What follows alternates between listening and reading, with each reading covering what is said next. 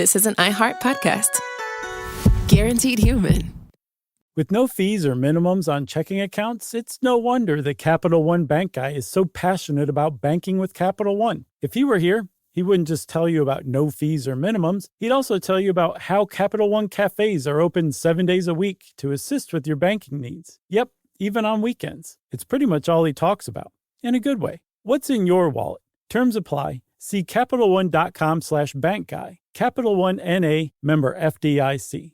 Brought to you by the Spam brand. I'm about to drop some sizzling hot knowledge, everybody. Did you know there's a blue can loved around the world with festivals dedicated to it? That's right, it's Spam Classic. The cultural icon went from fueling the world in the 1930s to earning its own museum. And today there are 12 mouth-watering varieties like teriyaki and Korean barbecue flavored, plus the original Spam Classic, ready to fry up in your favorite dish. Fans everywhere, keep sizzling it up, breakfast, lunch, and dinner. Spam brand, sizzle pork, and Learn more at spam.com. This episode is brought to you by Squarespace. Start building your website today at squarespace.com. Enter offer code STUFF at checkout and get 10% off. Squarespace. Build it beautiful. You smell that, Josh? That's the smell of the Pacific Northwest. It's the smell of spring. Oh, yeah, that. That's where I was headed. Okay. So we are launching our Spring Has Sprung tour, and other dates TBD, but we know we are starting in the Pacific Northwest. Yeah, like I said, which is what smells. Like patchouli and liberalism. And pine. Where are we going? Seattle and Portland, right? On Friday, April 8th, we're going to be in Seattle. At the Neptune. Which we were at last time. It was a great venue. Great venue. The next day, we're going to be in Portland at Revolution Hall. New That's venue right. for us. New venue for us, and we are going back there because two reasons. You both treated us so well last time. And we have a very special podcast tailor-made for your neck of the woods. That's right. So come see us. You can get tickets on sysklive.com, our website powered by Squarespace. That's right. And we'll see you guys April 8th and 9th. Come on out, Pacific Northwest. Welcome to Stuff You Should Know from HowStuffWorks.com.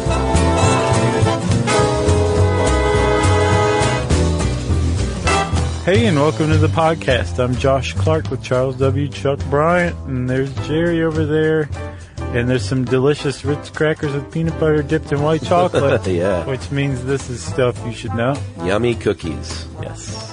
But we're not going to say who sent them just yet, because that'll fall under administrative details. Which, by the way, while we're mentioning it, thanks again to Mark Henry. We're pretty sure we thanked for the awesome steel work that we got at the Pittsburgh show.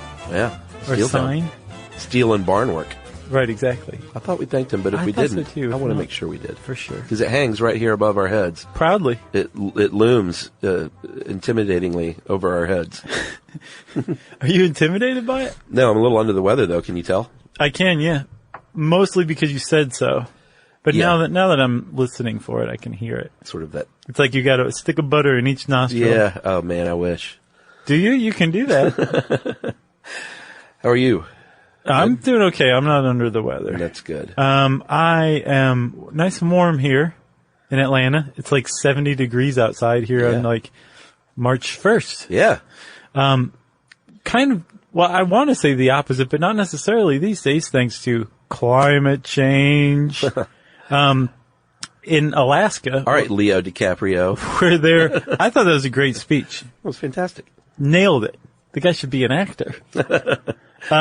In Alaska, where they're about to do the Iditarod, they're about to run it. As a matter of fact, when this comes out, it will have started a couple of days before, right? Oh, yeah. So we'll be like right smack dab in the middle of what's called the last great race on Earth, the Iditarod Trail Sled Dog Race, also known as just the Iditarod. Or the Iditarod Trail Sled Dog Race. Did I say dog sled? No, you said it, but you just put the emphasis on the weird words. Or the Iditarod Trail Sled Dog Race. Exactly. We could do this several more times. We could. So, let's get into this. We're probably both gonna say poopy things about dog racing, aren't we? Probably, yeah. I'm just waiting for people in Alaska to be mad at me. It's going to be years before they get their hands on this episode. Yeah, probably so, because you have to fly it out.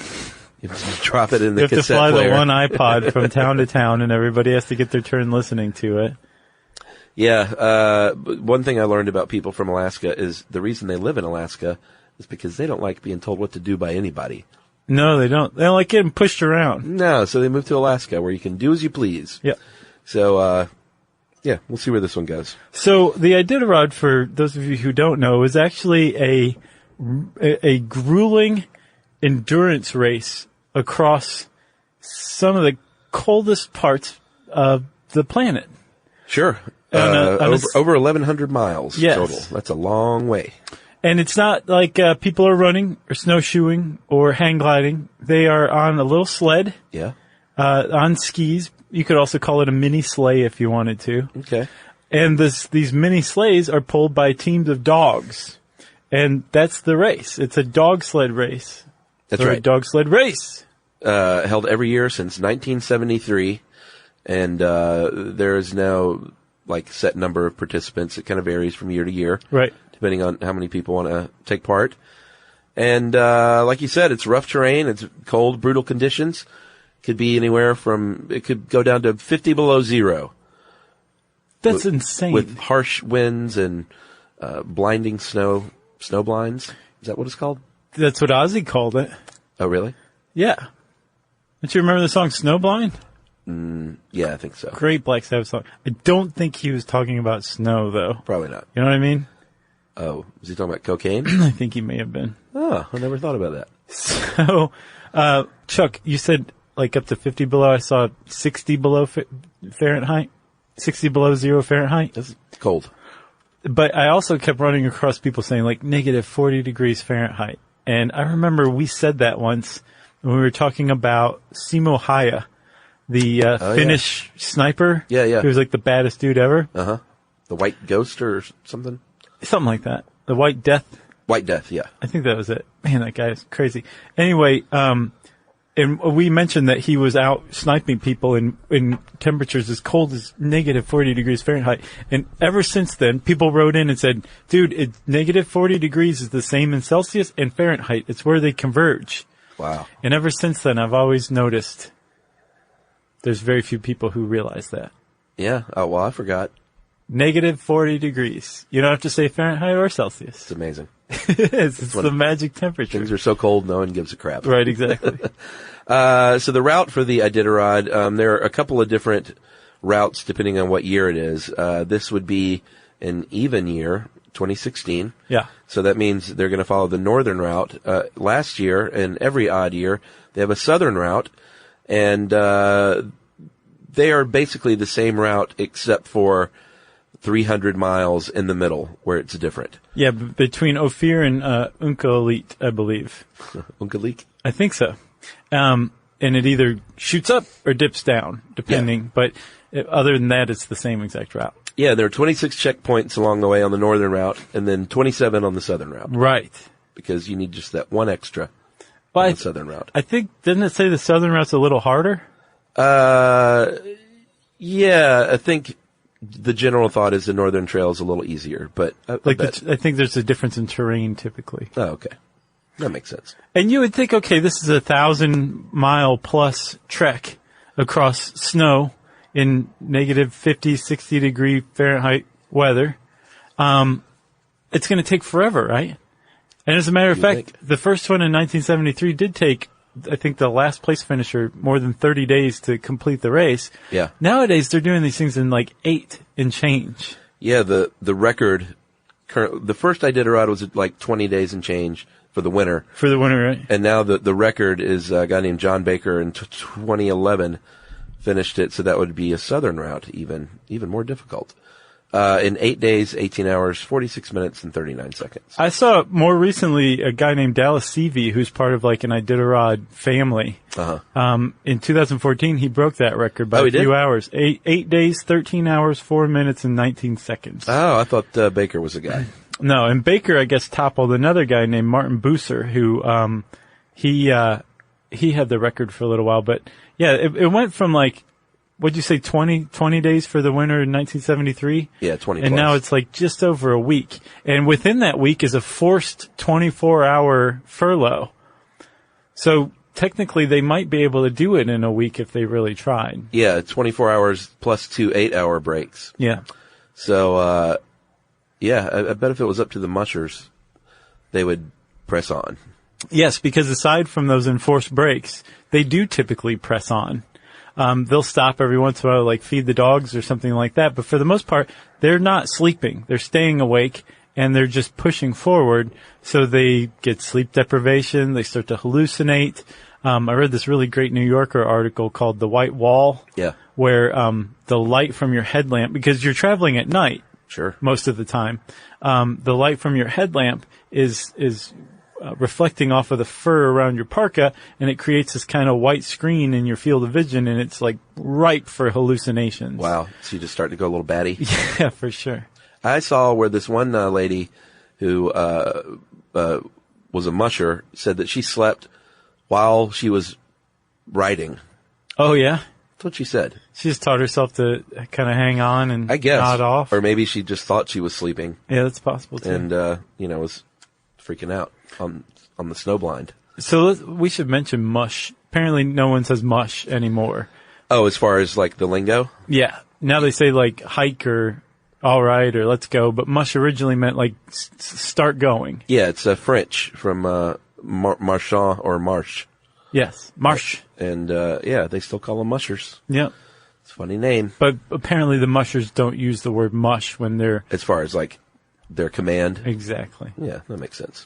So you want to talk about the history of this sport, this endurance sport? Because there's really no way around it. The dogs are like they're like LeBron James of dogs. Yeah.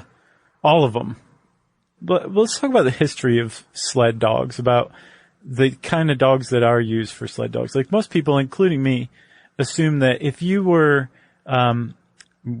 riding around the snow on a sled being pulled by dogs, you're probably being pulled by Siberian Huskies. Maybe. Or Alaskan Malamutes. Yeah, or maybe a Samoyed. Yes. Perhaps. Thank you for being the one to say it. Why? Out loud. It's not the easiest one just looking at it to pronounce. Would you say Samoyed? Samoyed. Yeah. I watched the dog show the other day. That's why. I love that. They had... Who won? I'd actually... Well, this is how old I am. I fell asleep before the Best in Show. Okay. That's all right. Yeah, this is very fun watching As long as you enjoyed yourself watching it. I want to go one year. Yeah, that'd be cool. Yeah. I'll bet it is crazy. Yeah. Crazy partying. You think? The whole time. No, I think it'd probably be a lot of fun to go see and cheer for dogs. Although I'm against dog breeding in general, so I probably shouldn't even go. But what did you say? The Samoyed? The Samoyed. And the Alaskan Malamute and the Siberian Husky, they are all AKC registered breeds. They're recognized by the American Kennel Club.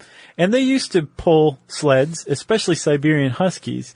There's a guy named Leonard, oh man, I can't remember his name. Sapola, I believe is what his name was. And he was the guy who first started racing Siberian Huskies in Alaska on sleds. But if you go to Alaska today, you're going to find something called an Alaskan Husky. Is typically the kind of dog that you're going to encounter as a sled dog. And this is like a mixed breed. It's a mutt breed. Yeah. And they have been bred to just basically be mentally tough, physically sturdy, not too big, but also not too small. Uh-huh. The thick coat and, double coat. Yes. And, not just quickness, but a strong inbred desire to run and pull stuff while they're running.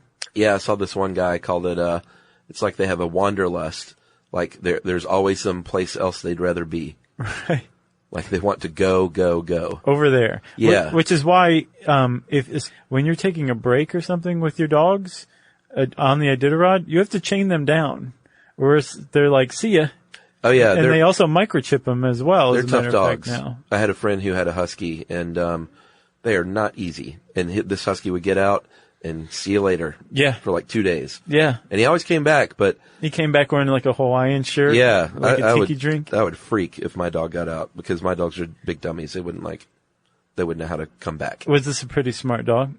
Yeah, I think the Alaskan Husky is pretty smart, generally. So it was an Alaskan Husky. I think so, yeah. So Alaskan Huskies are descended more from dogs called Inuit dogs and Eskimo dogs, and they are basically indigenous dogs to Alaska. They came over with the first humans who crossed the Bering Land Bridge, right? Yeah, the dogs pulled them across that bridge. Probably. Not probably, they did. Oh, they did? Oh, yeah. So I saw that they didn't hook dogs up to sleds until like this past millennia, or the one we're in now. That was like 800 or maybe 1200 when they were using sleds. Oh, really? That's what I saw. But I also saw that it goes back to time immemorial. Who knows? What I did see, though, is that these dogs, these Inuit dogs and the Eskimo dogs, were definitely hauling stuff. Oh, yeah. Like whale carcasses. Sure. Or huge parts of whale carcasses to be butchered back in town. They were hunting dogs. They were companions. They were protector dogs. They were just total butt-kicking animals. They could stand temperatures well into the negative 20s or 30s or 40s degree Fahrenheit. Because that double coat. Yes. So the outer coat, I think, deflects the snow, and then they have the inner coat that is waterproof. Right. And insulates them. Yeah. So when you see those dogs laying out in the snow, they're not cold. Right. You know, don't think, oh, poor dog laying in the snow. I mean, there can be problems, as we talked about with the Iditarod, when that one dog was buried Well, and that asphyxiated. Yeah. They But can also generally, get they're not frostbite. cold. They Yeah. can get frostbite though, depending. But yeah, for the most part, which I don't understand, man. That's crazy. I was like, man, these checkpoints, they have like tents at the checkpoints. How big are the tents? I mean, what if more than one team has to put their dogs in the tents? And I was like, They're not in the tents. no, they sleep. They musher put is. down hay. They might have a bale of hay that the musher has. Yeah. And the dogs sleep on the hay in the snow. And they cover their nose with their tails. They do. Which is adorable. And at kennels for these dogs, some of them, they'll have like plastic barrels cut in half. Yeah. With a little hole for the dog to get in and out of when weather's really bad. Yeah. But for the most part, yeah, especially if it's not snowing or windy, a Inuit dog or an Alaskan Husky can just sleep outside on the snow. Exactly. They used to deliver the mail in Alaska in the late 1800s to early 1900s. That was exclusively how the mail was delivered until the airplane became the primary mode of mail delivery. Yeah. And the last male dog in Alaska retired in 1963. So not too long ago. No. Pretty impressive. Yeah. Right before hippies. Yeah. The dog didn't live to see hippies. The police used them in the gold rush of the late 1800s. And, of course, Alaska aside, they have long been used in Arctic and Antarctic expeditions. Yeah, there was actually a very famous Antarctic expedition in Japan where I think in the 50s, 1958, an Antarctic expedition had to be abandoned and the Japanese researchers had to be evac'd by helicopter, and they were like, sorry dogs, well, somebody will be back in a few days. We're going to chain you up here. Here's some food. Good luck. Fight over it. A year later, a research team made it back to that outpost, and they found 2 of the dogs were still alive. Yeah. Taro and Jiro. And they were brothers, which makes it even more awesome. It's amazing. And they became national heroes back in Japan. I was like, well, yeah, of course they ate the other dogs. I read an article that said that there were no signs of cannibalism. Oh, wow. That they just like hunted penguins and seals and stuff like that and managed to survive. Wasn't that the basis of the Paul Walker movie? Paul Walker? The Fast and the Furious? Same guy. No longer with us, too. No. He died in that car wreck. Yeah. Was he a passenger? He was the passenger in that car wreck, wasn't he? No, I think he drove. Okay. He did have a passenger. What was it called? 8 Below, right? Yeah, he's not Japanese. No, but it was supposedly him. I think it must have been based on that or something. I haven't seen the movie. I gotcha. I think they thought an updated version would fare better. They're like, who does everyone like? Paul Walker. Exactly. They were used as war dogs in World War I and World War II, hauling equipment, search and rescue. Helped set up the Alaskan telegraph line around World War I. Yeah. And they also almost invaded Norway from the eastern coast of Canada. Oh, yeah? Yeah, they were attached to like the 15th Mountaineering Regiment of the United States Army, I think. Uh-huh. Yeah, it would have been Army for sure. And we didn't invade Norway, but had we, these dogs would have been there with us. Wow. Yeah. And by us, I mean specifically you and me, Chuck. Right. Because we were in the 15th. So you said that they are bred for their not only endurance but for their speed, and they actually have their feet have adapted to take on this terrain because a good sledder is that a sledder? Sure. All right, good sledder has wide, flat feet. But they also have toes that are dense and together. You don't want one with splayed toes because stuff can get in between them. Yeah. So basically, they have they have feet like hammers. It sounds like Hammer toes? basically, but hammer feet. Yeah, and the gender doesn't matter. Little lady dogs and little boy dogs are just as good. So gender isn't a big deal. Yeah. They're also big at trail breaking, right?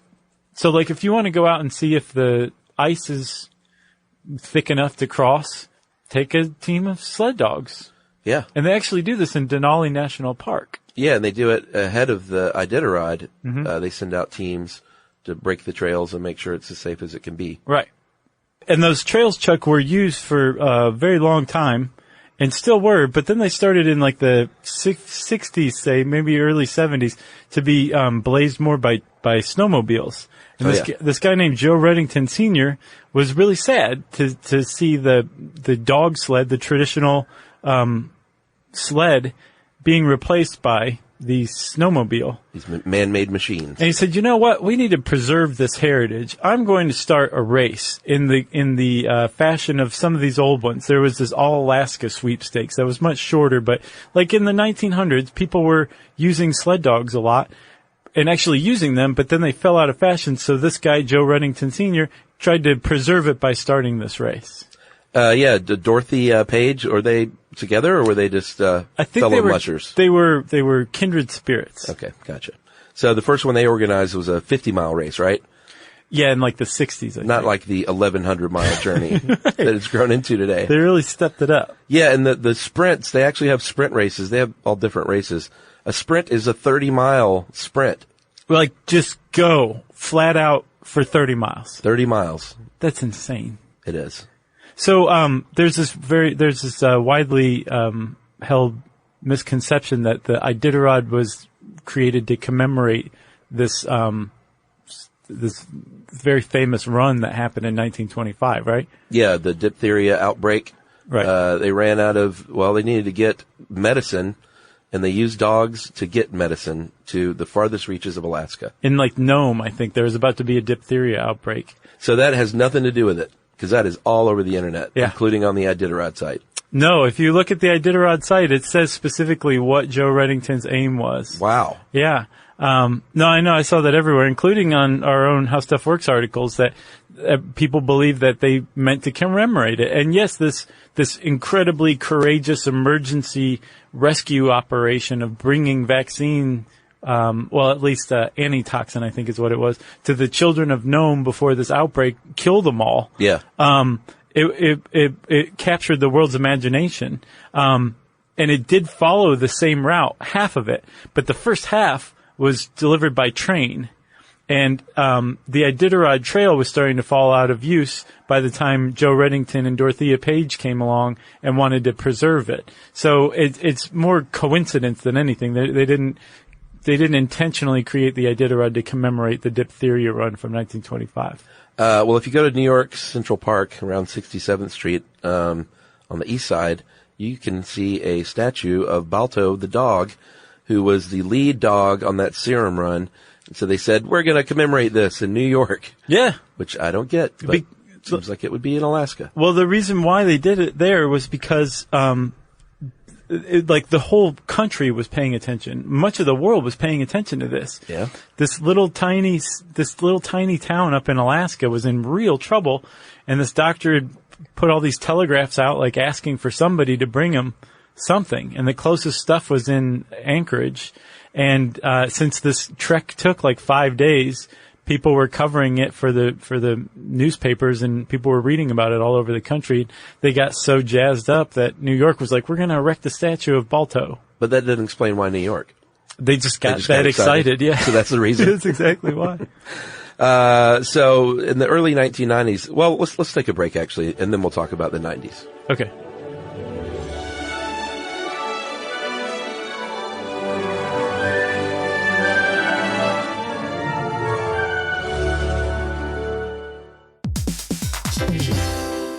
Stuff You Should Know is brought to you by the Spam brand. Here's some sizzling hot knowledge for you. Did you know there's a blue can found around the world that's so beloved there are entire festivals dedicated to it? Are you talking about beer? No, it's Spam Classic, Chuck. That's right, and it's also delicious. That cultural icon went from the meat that won the war in the 1930s to having a museum dedicated to it. Today there are 12 mouth-watering varieties like teriyaki, tocino, and Korean barbecue flavored, just to name a few. And, of course, Spam Classic, all waiting for you to fry up into your favorite Spam dish. There's simple crowd-pleasing dishes like Spam Classic and eggs, or flavorful cultural favorites like Spam Musubi, a perfectly fried Spam slice on a bed of rice wrapped in nori. It's a sweet yet savory Hawaiian favorite. So, while we serve up cans full of wisdom, you need to sizzle up some Spam Classic and bring that crispy on the outside, tender and juicy on the inside goodness to your next dish. Spam brand, sizzle, pork, and mmm. Learn more and get sizzling at spam.com. Hey, it's us, the Jonas Brothers, and guess what? We have some big news. What's the news, Nick? Huge news. We created our own podcast called Hey Jonas. We invented a podcast? Well, we didn't invent it. We just We're contributed the to first people to do podcasts. pretty wide range of We're podcasts starting that a are out there. trend. But this one's extra special. So how did we actually come up with the name Hey Jonas, guys? I honestly don't remember. I think it was on a call about what we should call it, and Well, we were thinking originally calling it one of the early names of our band before Jonas Brothers. This is how you guys remember it going down? Yes. I have a very different memory of this. We were talking about a bit for the podcast where people could call in and say, Hey Jonas, and then I wrote down on my little notepad, Hey Jonas, and offered it up as a potential title for the podcast. But thanks for remembering that, guys. Listen to Hey Jonas on the iHeartRadio app, Apple Podcasts, or wherever you get your podcasts. Just listen. We don't care where you hear it. Stuff you should know. Stuff you should know.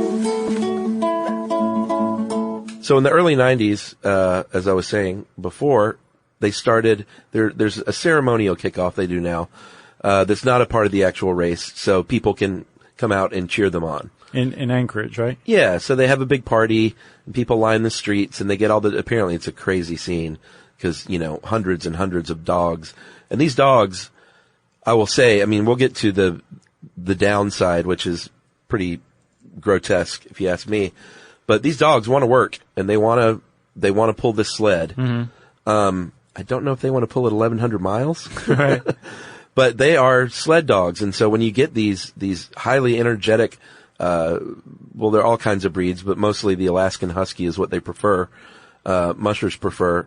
It's a crazy scene because they're not your average lap dog. Right. They're excited. And they howl. Yeah. They have very shrill howls, a lot of them do. Yeah, unless they had their voice box removed by their musher. Which is a thing. It can be. So they kick off in Anchorage, and the reason why it's just a ceremonial kickoff is because there's usually not enough snow these days in Anchorage. Again, climate change. Yeah. So they used to go up to Wasilla, or Wasilla. I don't know how they pronounce it up there. Wasilla. Is it Wasilla? Yeah, that's Sarah Palin's. No, I know. I don't remember okay. back then. Oh, gotcha. And then they stopped getting enough reliable snow there, so they had to move it up even further to Willow. So now Willow, Vilov, is like 2.5 hours north of Anchorage. They always have snow there. That's their motto. Right. So they have the ceremonial parade of the dogs the day before, and then the next day is when they start, and like the race officially starts. Yeah, and it costs a lot of money to put on the race, and it's not cheap to be a musher with the sled team. I mean, you can put as much as like $20,000 into your sled team. Yeah. And the training, and it takes a long time. So some of these mushers have corporate sponsors. But you can make money too, like owning a kennel and leasing dogs out to other Iditarod contestants. Yeah. Yeah. But yeah, I think corporate sponsorships definitely help quite a bit. Well, a lot of corporations have stepped away from it, though, in recent years as far as sponsoring the race, because of all the controversy surrounding it, which we will still get to. Mm-hmm. You got to be 18. You can't just be some dumb 14-year-old. Or even a 17-year-old. Not even 17 and a half. You got to be 18, and you have to have completed some other qualifying races and placed, I mean, we can get specific if you want, a Yukon Quest International Sled Dog Race or 2 approved races, and you have to have at least 500 miles under your belt on those races and have finished in the top 75%. Or it says here, mind-bendingly, another way to qualify for an Iditarod race is to have been in a previous Iditarod race, which I guess... Yeah, I don't get that. I guess once you're in your first one, then you're qualified, but... Are you sure it wasn't like if you've won, then you get like a lifetime No, I don't think exemption? Because that's what golfers do. Is that right? Well, some of them. Some of the PGA events, if you win that event, then... Like you're automatically in for the rest of your life? Maybe not the rest of your life, but I think for like the next 5 years or so, it depends on the event. Yeah? Then you get automatically qualified. That makes sense. Sure. All right, so what does the sled team look like? They look pretty good. You got your musher? That's the guy standing on back telling the dogs what to do. Or the lady? Yes, that's right. I meant a gender-neutral guy. Sure. And then you have a team of dogs, and depending on what you're doing, with the Iditarod in particular, you have to start, I think, with 16 dogs, right? Yes. And you have to finish with 12. No, 12 to 16, and then you have to finish with 10.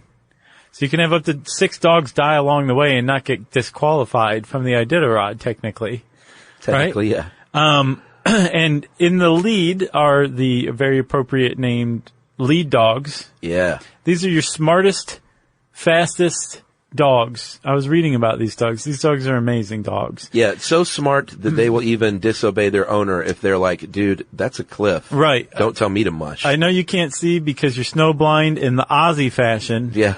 So just leave it to me to ignore your command and steer us to the left. And so when that lead dog starts to go, the dogs immediately behind them, the point dogs, or the, what are they called? The swing dogs. They also are called point too, I think. They're the ones who actually get the rest of the team to turn with them. Yeah, and they call them swings because, you can't cut it short. You got to swing wide around obstacles. Right. And these dogs are smart enough to know to do that. So those are the first 4 dogs you have, are the lead dogs and the swing or point dogs. Behind them, you're going to have a couple of pairs of what are called team dogs. Yeah. These dogs are just really good at pulling, working well with others. Yeah, they're like the role player on the NBA bench. Yeah. They're the solid basketball players. They're the Draymond Greens. But sure, yeah. but they're not going to be starting an all-star game. No, but they may have enough spunk and spirit to get the rest of the team going. Yeah. Yeah, they're the Draymond Greens. Exactly. And then at the very back, right in front of the sled, are the wheelers. Yes, and they are the strongest of the bunch, supposedly. And those are the dogs. But the dogs are attached to the sled. Yes. Or else you're in big trouble. You have a bunch of really fast dogs running together and a musher who's left behind. How funny would that be? It'd be funny to everybody else but the musher, I yes. think. And the sled connects to the dogs through the main line or the tow line, right? Yes. Or the gang line, I think, is the other name for it. And this is basically just a line that goes from the sled all the way up to the lead dogs, and all the dogs are connected to this thing. That's right. Then the dogs are connected to the lead line, and they pull on that tow line via tug lines that are connected to their harnesses. That's right. And the dog is wearing a collar and a harness. Mm-hmm. They don't actually, it's not like they don't have reins like a horse. Right. They go on command. I have seen like a whip. They stopped using whips in the Iditarod, but they used to fairly recently. Gotcha. Yeah, they go mush, whoosh, no mush. More mush, no more whips. Right. Things are changing. Oh, big time, as a matter of fact. And then you have the dog's collar is connected by a collar line, I think, right? Yes. So, you have to condition these dogs, they don't come out of the the womb ready to run 1,000 miles. Yeah, I mean, they might want to. Yeah, they've got some genetics going on for sure, but Absolutely. they definitely take some shaping as well. But you have to condition them over time, from the time they're little pups, to start them out wearing the collar and the harness to get used to it, to pulling little light things around the house. I'll bet that's adorable. To building up their endurance and their strength over time. Right. Just like, any endurance race. If you're a marathoner, the same deal. You don't go out and run 26 miles. And you also have to be, you have to understand verbal commands. Obscure ones, too. Like hike. Not mush, though. No one says mush to a dog. Hike! Let's go! All right. All those mean let's go, right? Yeah, I think that's how they say it. Easy, if you want to slow down. And we couldn't decide, is it G? I think it's G. I say G. I think it's G. Come G, or come haw, to go left or right. Haw is definitely haw. Yeah, I that's agree it. That with you on one's that easy. one. Straight on, Yeah. and then whoa, if you're going to stop. It makes sense. It's like with a horse. And imagine straight on means keep on going. They also definitely need to learn to work together, which is not necessarily in every breed of dog's makeup. No. Dogs have alpha dogs and they're pack dogs, and you have a lead dog that lead dog can fulfill that role. But you also want dogs that aren't like constantly jockeying for position, that they know their place and they're willing to work together with the other dogs. Yeah, temperament's a big deal. For sure. And then, you also, when you're running the Iditarod and you're putting a sled team together, you want to pick dogs of, similar build, similar gait, and speed. Yeah. You want them to basically move as one. Yeah. And so a lot of the selection in your dogs that you put together for a team is going to have a huge impact on that. Yeah, like how they pair well together. Right. That makes sense. But not just temperamentally, but physically and in the way that they move as well. Yeah, and the dogs, they can be big, but generally I think for the endurance races, you want a dog that's between like 40 and 60 pounds. And how old are they? Well, if you want to be a sled dog, you're probably at least 2. But you would think, like if you look at thoroughbred horse racing, Yeah. those horses are retired by like age 3, I think maybe 4. These dogs will pull sleds and compete in like races up until age 10. Yeah, not bad. At Denali National Park, they get retired at age 9. They're eating a lot. They need to eat around 10,000 calories a day while they're doing these races. That's about 2,000 pounds of food per team. And, it's mostly just meat. But, they have this stuff, it's sort of like hiking the Appalachian Trail. They have it flown ahead and dropped off at all these checkpoints. So the food in your bourbon is waiting there when you get there. Yeah. There was a guy, what was his name? Lance Mackey. He was like the number 1 Iditarod racer for several years. Yeah. And, he was not well liked among all Iditarod racers because he used to just do things like smoke pot, like while he was just riding along on the Iditarod trail. I saw that drugs and alcohol was a thing with mushers. Yeah. I don't know how widespread it is, but. Well, it's like marijuana is a banned substance now. Even, apparently they're talking about legalizing it in Alaska, and the Iditarod committee is like, no, still can't smoke pot, Lance Mackey, we're looking at you. Right. But apparently, according to this New Yorker article, great New Yorker article, The White Wall, check it out. Yeah, ESPN has a really good one too. They said that he quit and did the race straight and still won once, I think. And then smoked tons of pot right afterwards. To celebrate, yeah. But along this trail, you were saying that the dogs eat mostly meat. They eat different types of meat. They also eat like, nutritional supplements. And in the White Wall, the article, they describe what Dallas Stevy's feeding his dogs at one stop. And it's like a 4-course meal. He starts with a broth, with kibble and some nutritional supplements. And then they eat some fish steaks. Yeah, Then they have some beef. Delicious. And then they finish it all off with chicken skin.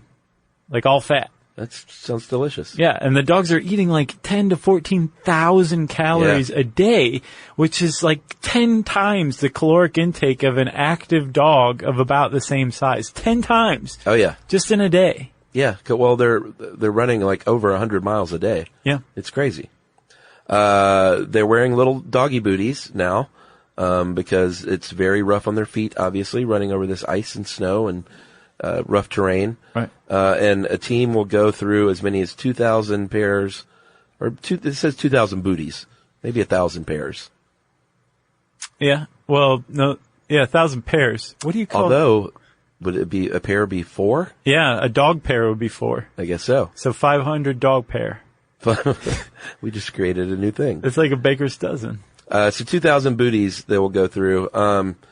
But they're still going to get their feet beat up, their paws beat up pretty bad. Well, yeah, because dogs perspire by panting and on the bottoms of their feet. Yeah. So you can't just wear booties all the time.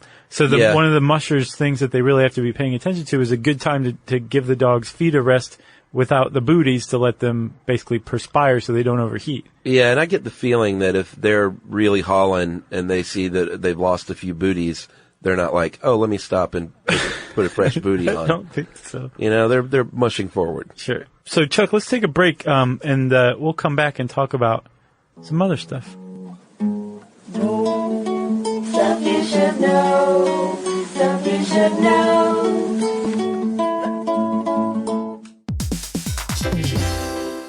Stuff You Should Know is brought to you by the Spam brand. Here's some sizzling hot knowledge for you. Did you know there's a blue can found around the world that's so beloved there are entire festivals dedicated to it? Are you talking about beer? No, it's Spam Classic, Chuck. That's right, and it's also delicious. That cultural icon went from the meat that won the war in the 1930s to having a museum dedicated to it. Today there are 12 mouth-watering varieties like teriyaki, tocino, and Korean barbecue flavor, just to name a few. And, of course, Spam Classic, all waiting for you to fry up into your favorite Spam dish. There's simple crowd-pleasing dishes like Spam Classic and eggs, or flavorful cultural favorites like Spam Musubi, a perfectly fried Spam slice on a bed of rice wrapped in nori. It's a sweet yet savory Hawaiian favorite. So, while we serve up cans full of wisdom, you need to sizzle up some Spam Classic and bring that crispy on the outside, tender and juicy on the inside goodness to your next dish. Spam brand, sizzle, pork, and Learn more and get sizzling at spam.com. #1 hits, millions of records sold, awards, sold-out tours. You think the Jonas Brothers are satisfied? Nope. It's podcast time. We get to ask other people questions because we're sick and tired of being asked questions. Hey Jonas is available now, and their first guest is a big one, Paul Rudd. You know, Steve Carell is a great singer. Didn't he tell you not to audition for The Office or something? I told him. Whoa. We were filming Anchorman. Clearly, I was the idiot. Thank God he didn't listen to me, right? Listen to Hey Jonas on the iHeartRadio app, Apple Podcasts, or wherever you get your podcasts.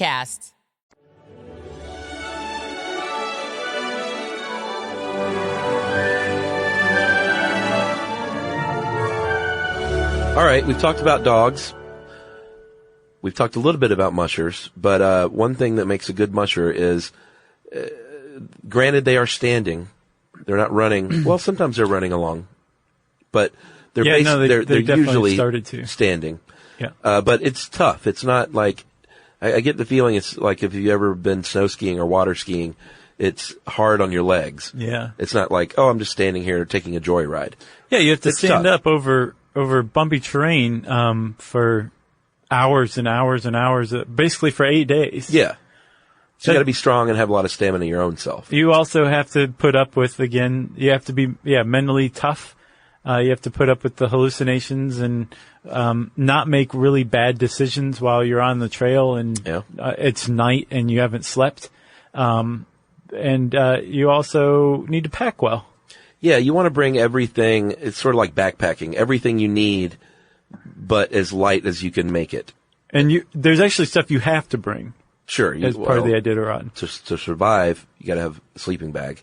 Sleeping bag, an axe, snowshoes, a little cooking pot and fuel so you can boil water. Sure. And then you also, most of them carry a gun. The Dallas CV guy said that he carries a .357 with him, and he actually shot a moose with it that was charging him and his dogs. And is this the stoner? No, oh, this is his longtime rival, the young upstart, the clean liver, whose father, the straight edge, was also an Iditarod winner from 2013, I think. It very much seems like a family thing. Yeah. I saw a lot of people with the same last names. And then the other big essential gear is the sled itself. Yeah. Which there's not like you don't go to the official Iditarod sled store and buy your sled and go, okay, I'm ready. You construct it yourself. Oh, really? Yeah, you definitely can. I'm sure there's sleds out there that you can buy. Sure. But you can also build them yourself. The Iditarod only requires that, quote, some type of sled or toboggan must be drawn. Right. So you want that to be light as well. Probably about 100 pounds empty, more than twice that full. Yeah. Plus your own human body. Yeah. Which, maybe drop a few pounds before the race. Sure. And again, I'm sorry to keep going to the same well, but the Dallas Seavey cat, the reason I keep mentioning him is like, he is really... Is he your hero? He's fine. Okay. I don't know enough about him to know whether he's my hero or not, but he has definitely reshaped the, Iditarod race, with some of the stuff he's doing. One of the things he's doing is he's making Iditarod racers, like, more athletic. Like if they're going up a hill, he'll jump off of the runners and run behind the sled rather than just get a ride with the dogs, which of course increases your time, but it's also easier on the dogs. It's just, you have to be not a tub and you have to be able to run up inclines for 8 days when you need to, Yeah, that can't be fun. Running in the snow is not fun. No, but it helps you win. Yeah. And it's easier on your dogs. And if you win, you're going to get some dough. They split the money up. You can actually finish in last place and still get some money. But you're going to get, obviously, the grand prize winner will win a nice fat purse in the 6-figure range. A really nice purse. Very nice. Then there are other little prizes along the way, like field day at elementary school. If you reach the halfway point, the first musher to go to the halfway point, in odd number years, it would be Iditarod itself. Mm-hmm. And then in cripple, in the even number years, you're going to get yourself the GCI Dorothy Page Halfway Award and $3,000 in gold nuggets. Gold nuggets. That's pretty neat. Yeah. Can you imagine every once in a while they're like, we didn't have the gold nuggets, but here's $3,000. I'd be like, I want my gold nuggets. Yeah, $3,000 worth. And then you bite into it to check its authenticity. And you call the guy who gives you dinner cookie. Yeah. Yeah. That's the Alaska way. What else? The top lead dog is going to take home the Lolly Medley Memorial Golden Harness Award. Of course. Everybody knows that. And then, there's other towns where if you're the first one to make it to, say, Anvik or Ruby, you'll get a 7-course meal and 3,500 $1 bills because it just seems like more. Yeah. Not like gold nuggets, but 3,500 $1 bills is pretty great. These are almost like joke gifts. Yeah, well, Wells Fargo, which like is $5,000 in pennies. Right. Slows you down. Wells Fargo, which is a one of the bigger, along with ExxonMobil, the two biggest corporate sponsors of the Iditarod, offers the the Red Lantern Award to the last place finisher. Yeah, I think that's from the Widow's Lamp. At the finish line, they have the Widow's Lamp, which is a lamp that they leave burning until the last musher and team has crossed. Right. And that's from the old days from, they would keep a kerosene lamp burning for people that were still out there on the trails. Right. Well, Wells Fargo is the old-timey multinational bank. Look at their homespun logo. Yeah. With the stagecoach, and it's pretty neat. They're just Western cowboy bankers. Right. And it's funny you mentioned stagecoach too, because you're like, wow, this is crazy using dogs to pull sleds. And you think, well, you do it with other stuff. Horses. Yeah. It's just using dogs as draft animals. Yeah, absolutely. That's all. Totally fine. So they have veterinarians on hand. This article said around 37. That was so weird. And, there's a little bit of weirdness in this article, Chuck. But they do have veterinarians on hand to examine them during the race, and before the race to make sure they're all healthy. But dogs die. Dogs can die of overexertion. Yeah. They can have trouble catching their breath. They can asphyxiate on vomit. They can fall through the ice is a big one. And as a matter of fact, falling through the ice is not necessarily a death sentence, even when it's negative 40 degrees below. Yeah, sometimes they'll run right out of that thing. Yeah, because they're Alaskan Huskies, right? But there's this very famous story from 1984. There's a Iditarod winner named Susan Butcher, and she won multiple times, but her team in 1984 was let out after falling through ice by her 2 lead dogs, pulled the rest of the team out, just like one dog at a time, until the whole team had made it out of the ice water. Amazing. And continued on. Ice water? Kept going, yeah. Yeah. And then the next year, that same poor lead dog got kicked by a moose. And they didn't finish that year, I believe. It had to recuperate. He had to recuperate for a year. I believe 144 dogs have died since the first race. In the past few years, they haven't had any deaths, but generally 1 or 2 dogs are going to die. 2009 was a bad year. One of the worst in most recent years. There was I think 6 dogs that died that year. 11 or 12. There was one dog that died, but it died terribly. He died from being asphyxiated by the snow after he was left at a checkpoint by his musher in the hands of the local vets at the checkpoint. And they tied him up, and the weather got bad, and no one brought him in, and a snowdrift just built over the dog. He couldn't go anywhere, and he suffocated in the snow.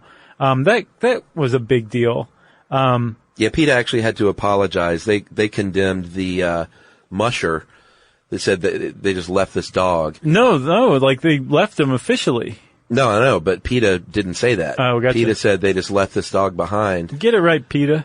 And had a lawsuit brought against them, and they came out and apologized. Yeah. Said, "Oh, actually, we know it wasn't on you. You left them in the care of somebody else." Our bad. And they said the person said that the apology was weak. If you're going to agitate, even if it's for animal rights, you should agitate correctly. No, agreed. Gotta get your facts straight before you agitate, you know? There's enough there. Sure. That you can get your facts straight and still agitate just as effectively. Yeah, we're talking about dehydration, ulcers, hypothermia, heart problems. And let's talk about those ulcers, Chuck. There was a study from Oklahoma State University, of a decent number of sled dogs on the Iditarod Trail that found a lot of them had anemia because they had stomach ulcers. Yeah. And they were bleeding slowly and developing anemia as a result. And they got stomach ulcers from being fed aspirin and anti-inflammatory drugs like Advil to keep them going and keep their joints from hurting. And the veterinary study suggested that the dogs be fed antacids to combat the ulcers. Yeah. So they're being driven 1,000 miles, 1,100 miles over 8 days. They're given drugs to keep their joints from hurting. They're getting ulcers from the drugs. They're getting anemia from the ulcers. And this vet study said that they should be given antacids. Yeah, one of the vets, Scott Moore, he was a volunteer for the race a few years ago, said he saw dogs with torn Achilles tendons, dehydration, diarrhea, hyperthermia, inflammation in the wrist, and soreness in the shoulders from the harnesses. I didn't know much about this. I just saw it on the news every now and then and thought, oh, neat, these working dogs out racing. But I'm going to go ahead and say, no more Iditarod. Shut it down.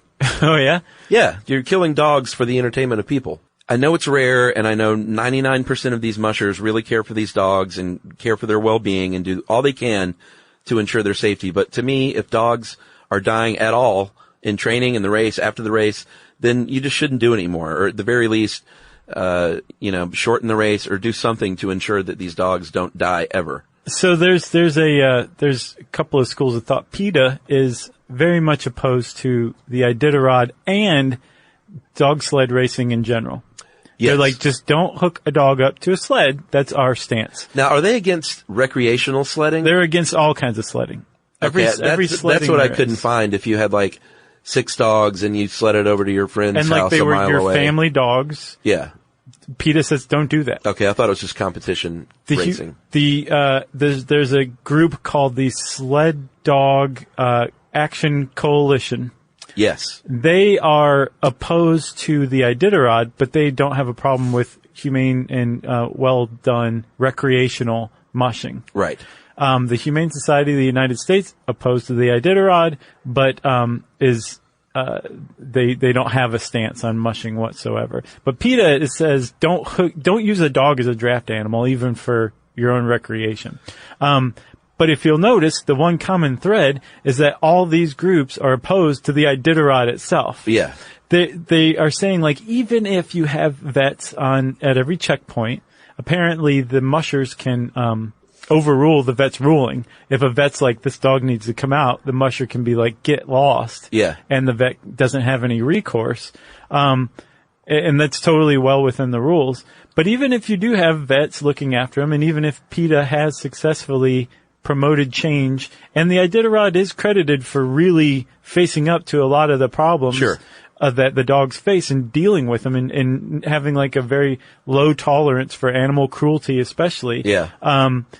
The very fact that you're hooking up animals to a sled and driving them 1,100 miles over 8 days is in and of itself, to a lot of critics, inhumane. Yeah, for the entertainment of people. Even take that away. For whatever reason, it's inhumane. Like, well, take it away, but it's not like the old days where you needed to deliver the mail or serums. Right. I mean, it's purely for entertainment at this point. Or glory. And I know it's tradition, and people that are into this are going to say, like, you know, that you can't do anything these days. Oh, like, they definitely. This is a proud old tradition. Right. Like, just stay. We've moved to Alaska for a reason. Right. Stay out of my business. Right. And they definitely do take that stance for sure. But that's not to say that mushers are cruel, awful people. By all accounts, most of them are very good to their animals because they want them to perform well. They are like family to them in most cases. But you still hear about these terrible things that happen in the training, and it's not just the race itself; it's the training, it's the breeders, the breeders. Kennels. They still call animals. There's one guy named Frank Winkler, 2-time Iditarod racer. He was charged with 14 counts of cruelty to animals when an animal control officer found a crate of dead and dying puppies in his truck. He said he couldn't afford to take them to the vet, so they'll cull the dogs. Like if you have a deformity, if you're just not good enough, they will still kill. That's what culling means. Right. Kill the puppies. And they don't cull them by injecting them with, sodium pentothal or some do. gassing them. A lot of kennels, even like professional kennels, will shoot them. And the Iditarod committee, that's within their rules. Like you can shoot a dog to cull it. Culling's fine. And how you cull it, is okay. Apparently beating a dog to death is not really acceptable. Well, that's what Frank Winkler did. But he did. He with shot some, handle. and then I guess he ran out of bullets and started using an axe handle. Yeah. And he was an Iditarod racer. And that's a problem with the kennels, that there are a lot of kennels out there that don't treat their dogs very well. They don't feed them enough. They treat them fairly and humanely. And just the very fact that they cull dogs that aren't good enough is reprehensible to a lot of people. Yeah, me included. At the U.S. And I want to say, Lunatic. And me too. Like, I think this is, there's a part of me that I'm like, this is not my thing that's up in Alaska, but dogs belong to humanity. Well, yeah, it's like when we did the bullfighting thing. Like, Yeah. you can take your tradition and stick it where the sun doesn't shine. Yeah. And again, culling isn't something that all breeders do, all kennels do. Many of the dogs now that aren't capable are adopted out to loving families, which is great. But culling is still a part of the culture in some kennels. Right.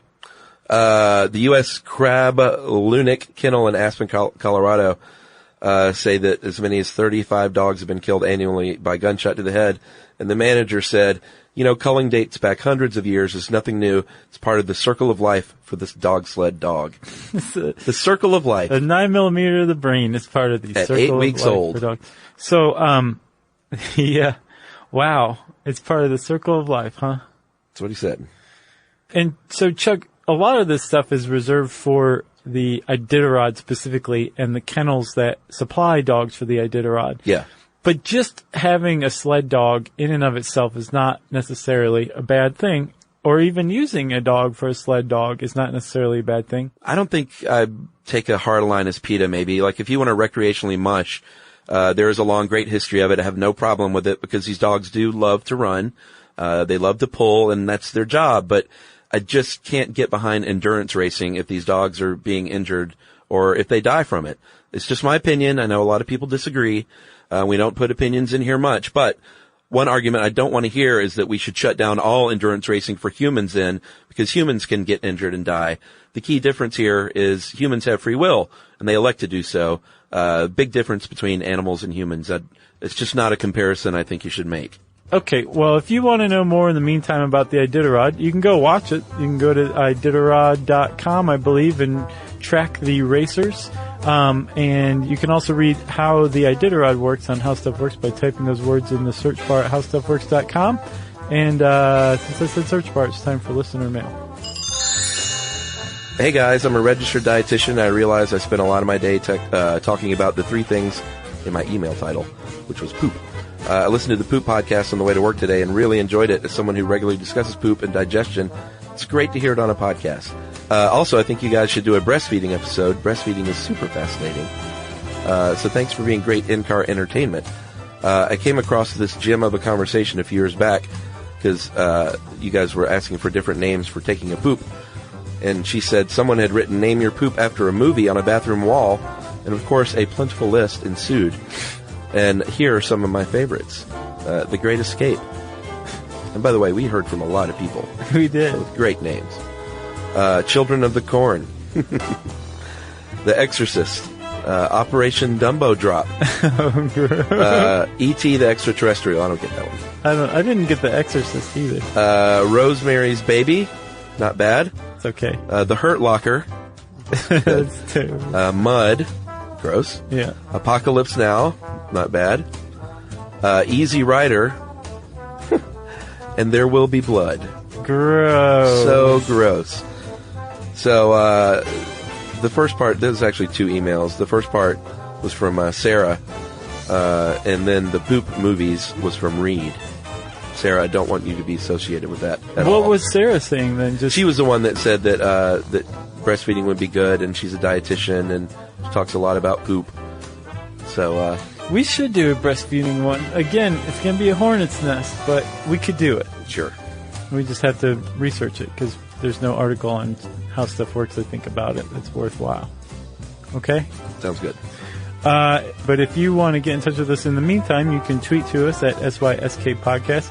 You can join us on Facebook.com/StuffYouShouldKnow. You can send us an email to stuffpodcast@howstuffworks.com. And as always, join us at our home on the web, stuffyoushouldknow.com.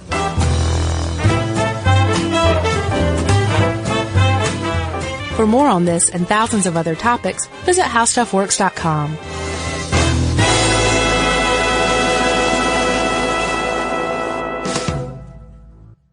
Brought to you by the Spam brand. Some foods or TV shows just instantly take you back to your childhood. Spam Classic is one of those foods. It's so 90s, but also so iconic that the sight of it sizzling just makes your mouth water. Back then, we had Spam Classic, but today, there are 12 irresistible varieties to choose from. It's like picking your favorite Boy Meets World episode. Impossible. There's Korean barbecue flavored, jalapeno, and 25% less sodium, just to name a few.